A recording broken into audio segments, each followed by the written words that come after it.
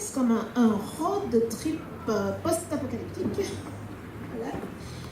Et qui semble hanté par chaos et sauvagerie comme contexte. Est-ce que c'est inévitable, obligatoire, pourquoi? Dis-nous tout.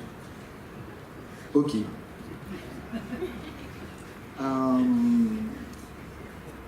Effectivement, le roman s'ouvre sur deux personnages, une jeune fille et un petit garçon qui est son petit frère. Ils sont réfugiés au sein d'une forêt et on comprend très vite que l'apocalypse a déjà eu lieu, en fait. Que la guerre a décimé les hommes et qu'un virus est la cause de tout ça. Un virus qui a rendu tout le vivant stérile, que ce soit les animaux, les plantes, les champignons et les hommes. Donc ce sont peut-être les deux derniers êtres humains de la Terre. Et moi j'ai imaginé que, pour parler plus directement de l'apocalypse, oui, elle est le résultat de l'action de l'homme, mais elle est surtout le résultat d'une folie aveugle de l'homme, c'est-à-dire que quand l'homme a été confronté à sa propre stérilité, il a sombré dans la folie. Plus d'enfants, plus d'avenir, alors à quoi bon? Et l'homme s'est perdu, et l'homme s'est embrasé, et est sur le point de disparaître. Et finalement, je devance peut-être tes questions. Bon, moi, j'imagine très concrètement l'apocalypse comme étant le manque d'amour. Et je pense que c'est ce qui nous perd. C'est ce qui nous perd aujourd'hui, le manque d'empathie, pas seulement entre nous, hein, mais avec le vivant dans son entier. Et la façon qu'ont ces deux personnages de survivre à cet apocalypse, c'est justement par l'amour. Et en essayant de faire exister encore cette petite flamme dans ces grandes ténèbres. Merci, je suis toute émue parce que je ne m'attendais pas à ce qu'on parle d'amour sur une table ronde sur l'apocalypse, mais c'est super. Et j'ai une question qui s'adresse à toi, mais qui s'adresse aussi aux autres auteurs. Faire du post-apo pour la jeunesse, est-ce que c'est pas méchant?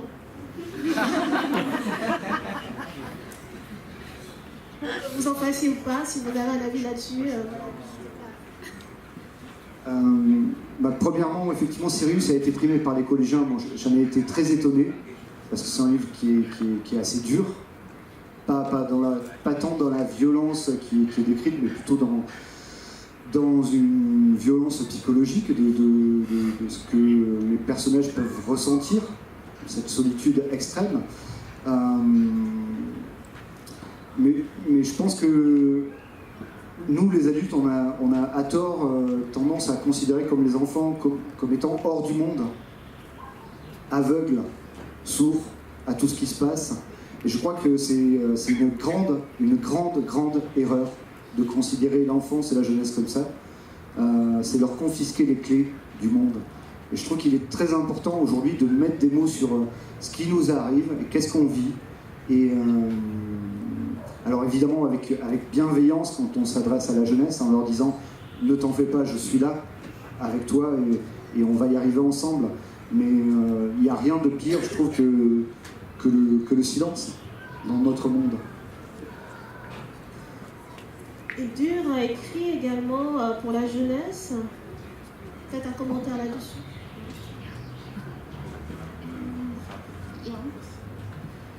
Já, sko, síðustu vikur hafa verið rosa mikið af svona skólaverkföllum fyrir loftslagið í Reykjavík.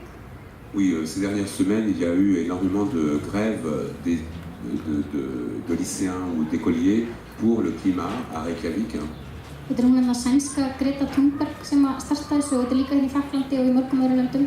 Ces grèves-là, vous les avez aussi en France, en Belgique. C'est un mouvement qui a été initié par cette jeune Suédoise, Greta Thunberg. Voilà. Og ég búin að fara á eiginlega öll verkföllin á Íslandi og þar eru krakkar að halda ræður. Moi, je suis allé à toutes ces manifestations, toutes ces grèves en Islande et j'ai écouté les discours que tiennent ces gamins ou ces jeunes og það eru bara mjög ungi krakkar sem hafa rosalega miklar áhyggjur af framtíðinni. Et effectivement, j'ai entendu quelquefois vraiment des enfants très jeunes qui s'inquiètent énormément pour l'avenir, qui sont très inquiets de l'avenir. Og að því að börn lesa fréttir og börn skilja alveg miklu meira en fullorðnir halda oft. Parce que il faut bien savoir que les enfants, ils lisent les journaux ou les informations et qu'ils comprennent beaucoup plus que ce que nous, on imagine qu'ils peuvent comprendre. Og þess vegna finnst mér mikilvægt að þessi bækur fyrir börn og unglinga sem að fjallum alvarleg málefni, af því það svona staðir til að takast á við hlutina. Et c'est pour ça qu'à mon avis, comme Stéphane, je pense que c'est très important qu'il y ait des livres pour les jeunes qui traitent aussi de ces problèmes qui sont effectivement très inquiétants, pour ne pas les laisser dans le silence. Og þannig það sem að einhvern veginn mér langar að skoða í bókunum mínum er líka svona að eftir að eitthvað hræðilegt gerist, þá er samt, þú veist, vinátta og ást og fjölskyldan. Et moi, ce que j'essaie de montrer dans mes livres, c'est que après des catastrophes, des choses absolument affreuses qui se passent, comme il y a des choses affreuses qui se passent dans mes livres, il reste quand même quelque chose, même si tout semble détruit, il reste encore l'amitié, l'amour, le lien entre les gens. Því að yfirleitt náttúrulega eftir svona hrun eða heimsendi eða hvað sem við köllum það, þá heldur lífið einhvern veginn áfram. Parce que même s'il y a un moment d'effondrement, un moment de fin du monde, d'une certaine manière, il y a quand même quelque part la vie qui continue.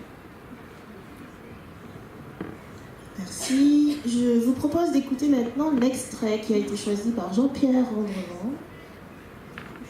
Cadeau pour vous.